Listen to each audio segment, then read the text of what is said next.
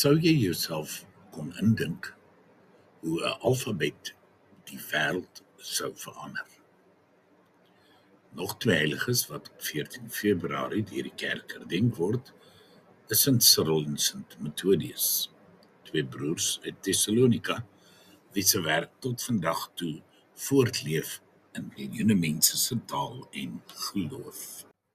Sint Cyril en Sint Methodius, ook bekend as die apostels van die Slawiese volke, was nie net sendelinge nie, maar ware brugbouers tussen kultuur en geloof.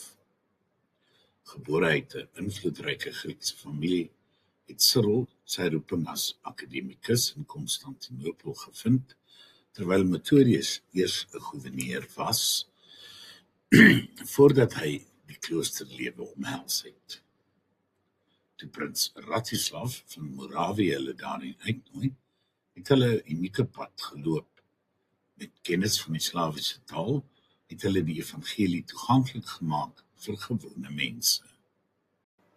Hulle grootste nalatenskap was die skepping van 'n alfabet, wat ons vandag as die Cyrilliese alfabet ken, waarmee die vertaling van die Bybel en liturgiese tekste in die volkstaal moontlik gemaak was. Dit was 'n daad van geloof en kultuur. Dit teken dat God se woord nie net vir die elite bedoel is nie, maar vir elke volk in hulle eie taal.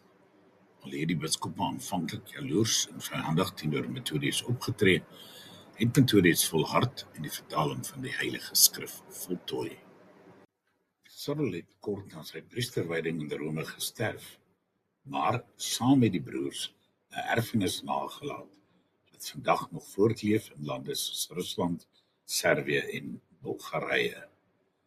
In ons hedendaagse wêreld, waar taal en identiteit dikwels verdeeldheid bring, herinner Cyril en Methodius ons dat taal 'n brug kan wees, 'n kanaal van hoop, vrede en geloof. Hulle wys dat die evangelie altyd nuwe vorme kan aanneem om mense se harte te bereik.